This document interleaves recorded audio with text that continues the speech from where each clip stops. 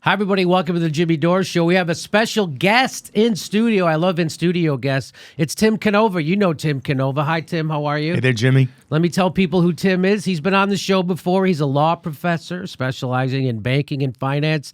And he ran against Debbie Wasserman Schultz for her seat. He came very close, didn't win. I predict he's going to overtake her this time because he's got momentum. But he's here to talk about some of the crazy stuff that were going on with the ballots in that race and some other stuff we're going to talk about. Hi, Tim. Hey there, Jimmy. How are you? So good. So tell me about what you're here to talk about. Something happened with the ballots? Well, that's true. After the last race, I'll say the last race ended, and we had our doubts about the final tally. The polls were showing me closing fast in the final weeks, but the polls were based on maybe 400 phone calls to people who only have landlines. Right. Whereas we were knocking on 10,000 doors a week. We had a much bigger sample size. It included people who actually have cell phones. Right. Mm-hmm. And our internal numbers were suggesting a far different outcome. So I did not contest the election, but several weeks went by and a number of election integrity folks started contacting me. They had started to analyze the data. They started to have some real questions. I remember one friend of mine, somebody with the Progressive Democrats of America, he contacted me. He said, it seems very strange. One of the precincts, nobody voted, and in another precinct, 100% of the votes went to Wasserman Schultz. So who knows? There were all kinds of rumors swirling around. I figured, let's do a public records request. Ballots are considered public records, and Florida has a very good public records statute. So I guess it was November of 2016, we put in the first of what would be 3 public records requests. And right off the bat, we were told by the Broward County Supervisor of Elections they didn't do any digital scanned images of the ballots, which seemed real strange. These are paper ballots, and every one of them is passed through a scanning machine to be tabulated, and they just somehow never took the images of these ballots. And all you really have to do is push one toggle switch, and it takes all the images. So we said, no problem. We will inspect the paper ballots, which is what we really wanted to see anyway. And our plan was to inspect the ballots in maybe a dozen precincts and out of 200 or more precincts and just see if it came out, okay, we verified the vote, move on. It's not an issue anymore. Something like 6 months went by, and the Broward County Supervisor of Elections just was stonewalling us. So I brought a lawsuit last June. And while the lawsuit was pending, we learned that the Broward Supervisor of Elections destroyed all of our paper ballots and destroyed them in September of 2017 while the litigation was pending. Now, isn't there a statute that they're supposed to hang on to those ballots Yes. for a certain amount of time? How long are they supposed to hang on? Federal statute says 22 months. And they destroyed them almost immediately? Well, no, they waited 12 months to destroy them. Oh, okay, so 12 months they Yes. destroy them. They're supposed That's to right. hang on to them for 22 months. Exactly. And the state law mimics the federal law. And, I mean, these are actually criminal sanctions for violating these laws. Mm-hmm. And then on top of that, the destruction order that was signed on September 1st of 2017, the Supervisor of Elections was certifying that the ballots were not the subject of any pending litigation. Well, indeed they were, and she was actually the named defendant in that Mm-hmm. litigation, and we'd already served pretrial discovery requests. So there's all kinds of legal violations that occurred. You've got to ask yourself, why would somebody commit potential felonies, court sanctions to destroy paper ballots? And it turns out when they told us they destroyed the paper ballots, they said, oh, by the way, we do have digital scanned images after all. So we have no idea what to believe. We had a team of 4 folks who spent 2 days inspecting the digital scanned images in 4 precincts, and they were off by dozens of votes in each precinct. So nobody knows what to believe. My election integrity experts, Lulu Freistat was the chief election integrity advocate who inspected the ballots for us, or the digital scanned images for us. And her view is once you destroy the paper ballots, you really don't have any confidence in the digital scanned images. They could have removed and replaced a lot of ballots for the scanned images. And in fact, they have a machine that spits out ballots that can even be marked off. So it's a dirty system. I'm glad we brought the lawsuit. The consequences haven't played out at all yet. The Florida governor a Republican who, I don't support this governor, but he is the governor. He is charged with upholding the law. And his Secretary of State has asked the Broward Supervisor of Elections for an explanation of what happened. Now, the Broward County Supervisor of Elections, that is a Democrat? A Democrat, an elected Democrat. I should say that in court, it's on the transcripts, the lawyer for the Broward Supervisor of Elections, in opposing our attempt to depose several officials from the supervisor's office, portrayed to the court that they could get an affidavit from my opponent to oppose the depositions. So you have to ask yourselves, why would Debbie Wasserman Schultz be involved at all in trying to oppose a public records request? Why? You tell me why. Well, it doesn't look good. It looks like she's trying to hide something. It does indeed. And the number 2 person at the supervisor's office, the person who actually was also on his signature on the destruction order, when we had visited their offices weeks before our election, he had not 1 but 2 framed photographs of himself with Debbie Wasserman Schultz. Oh, fantastic. Yeah. So here's what will probably happen is nothing. And because, you're fighting the people who have power. And the only thing you can hope for is that someone who has more power, like the Secretary of State or the governor, actually enforces the law. Well, and we have reason to be hopeful. The Supervisor of Elections has been sued not just by me, but also by 2 Republican groups, I think the Republican Party of Florida, because incredibly, they're so incompetent or corrupt, I'm not sure which. There are apparently thousands of deceased voters who are still on the voter rolls. No kidding. Yeah, and this is terrible because it plays into the Republican narrative, of course. And Broward County should know better and should be organized well enough not to have this kind of a situation. This Broward Supervisor of Elections was not first elected. She was first appointed by a previous governor, Jeb Bush, when that governor removed the previous supervisor of elections, I think for incompetence or corruption, I'm not sure which. So there's precedent. This supervisor could be replaced, and we're calling for a federal investigation. Like you said, this violates federal law with criminal sanctions. We're hoping the Justice Department will investigate. We're hoping the Congress will investigate.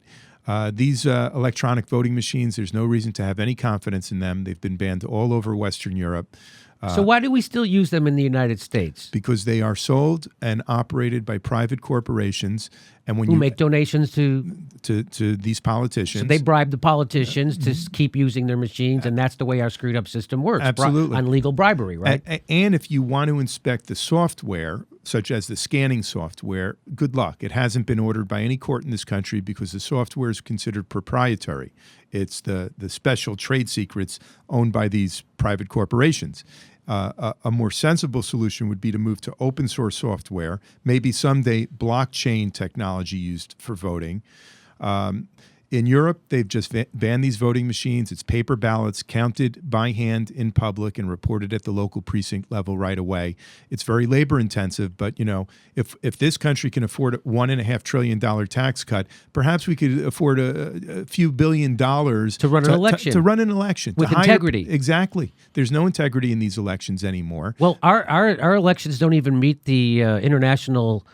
What is the minimum requirements to call ourselves having a democratic election, right? That's right. Why don't we send, what we should do is send Jimmy Carter to the United States. Maybe he can monitor our elections. I understand the Carter Center has actually said they would not even try to monitor U.S. elections because our infrastructure is such that they cannot verify the vote.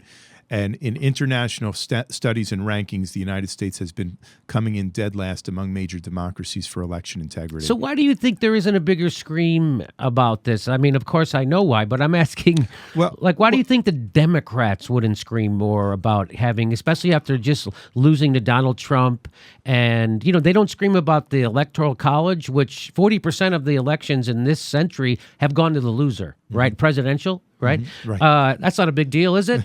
Could you imagine if another country did that? Could you imagine if Vladimir Putin ran an election, he got less votes than his opponent, and he still became the president of... People would be like, that's such a corrupt country. That's a banana republic. How could you do that?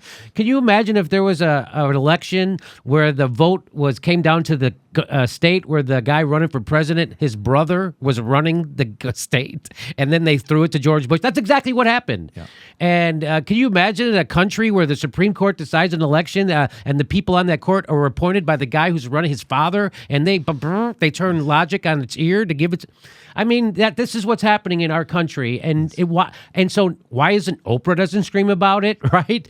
Chris Hayes and Rachel Maddow doesn't scream about it. Nancy Pelosi doesn't scream about it. Nobody. You think Hillary Clinton would be on a warpath to make sure she got rid of the Electoral College because it just screwed her? But no one even mentions it, and no one mentions election integrity. That's right. And we know what you just said, what the Carter Center has said. We all know that we are doing a horrible job at election integrity in the United States. Well, look at the great work. I'm going to blank on his name. Greg Palast has done. That's right. Right about cross-check. Yes. I mean, look at all the people that were thrown off the ballots just in Wisconsin alone because of voter ID. Yes. 200 something like 200,000 people, but people still wag their finger at Susan Sarandon and Jill Stein. Isn't that amazing to me? It is incredible. Well, actually in New York City, the New York City Board of Elections in October entered a civil consent decree to settle 2 lawsuits brought by the Justice Department, the State Attorney General, Common Cause, and a couple of other groups. They admitted in their consent decree that they had purged 200,000 voters from their rolls in the days before their presidential primary between Hillary and Bernie, and they promised not to ever do it again.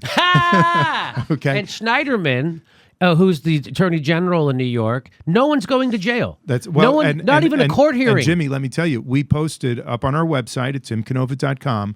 We have a petition now. We just launched it a few days ago, calling for the Justice Department, the New York State Attorney General, and the Department of Homeland Security, which supposedly is supposed to be looking over the election infrastructure in this country now, start putting a criminal investigation together. Economists like to talk about moral hazard. This is a moral hazard. When you allow folks to break the law with impunity, it means you're going to open the door for them to keep doing it again and again.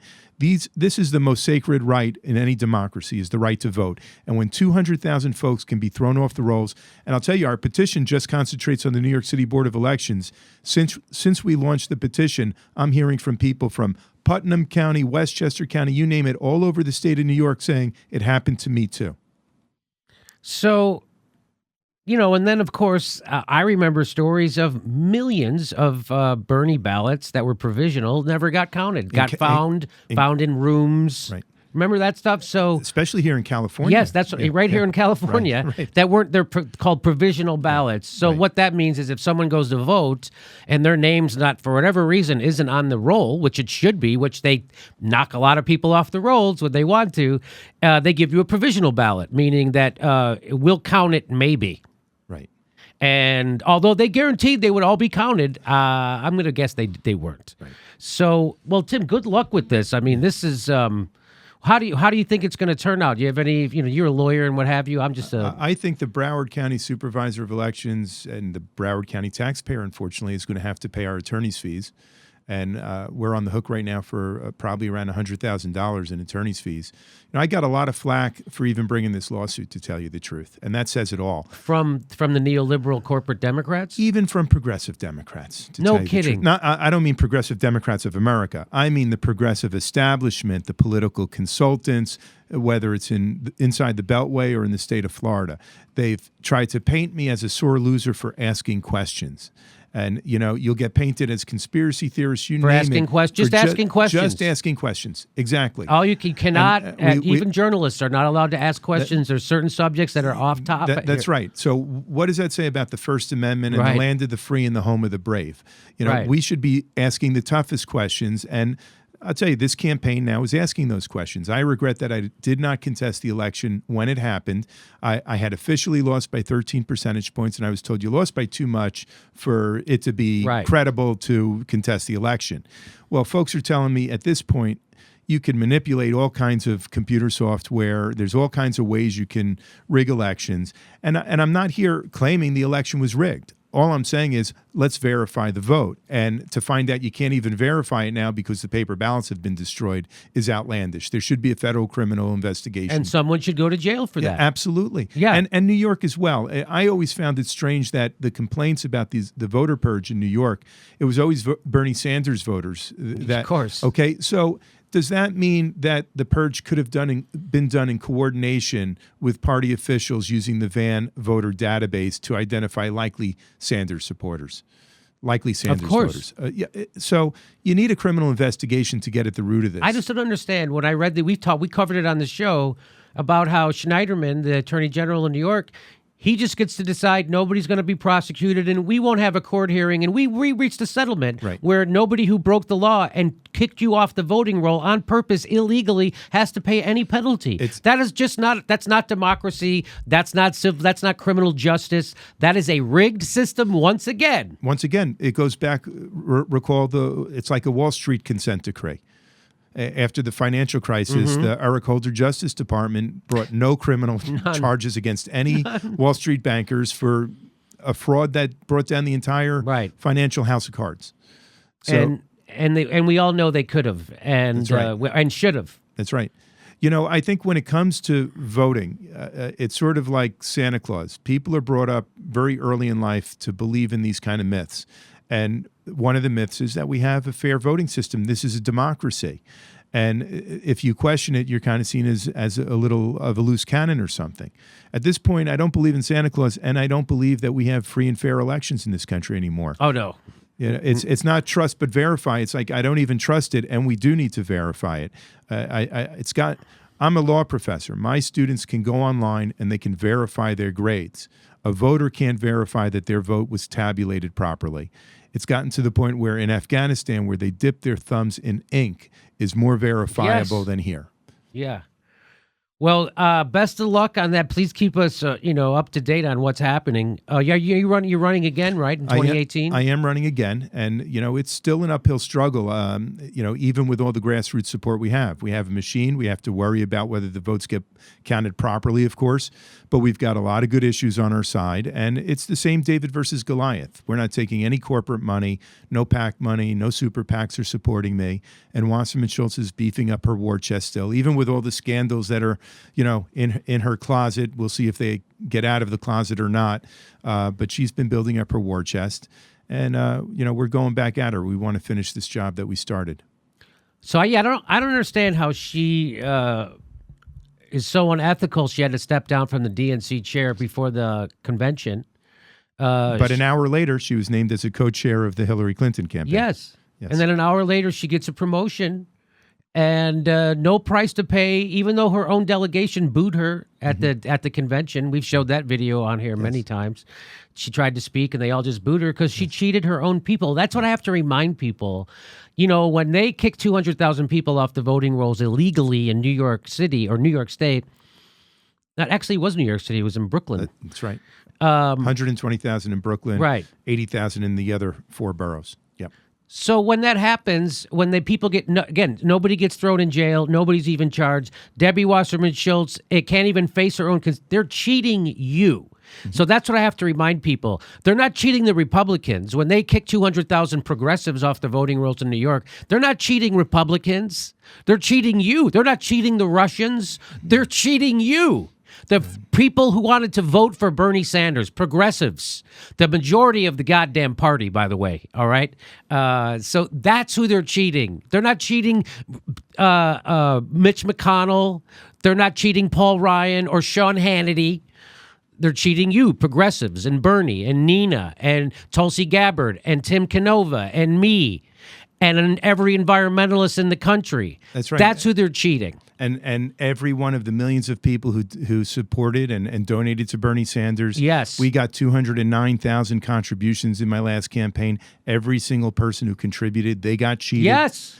There needs to be repercussions for this, or it happens again and again. And it needs to be criminal sanctions. It should be. I mean, it's in the statute that it's a criminal sanction. I'm not saying we invent it. It's already there. Exactly.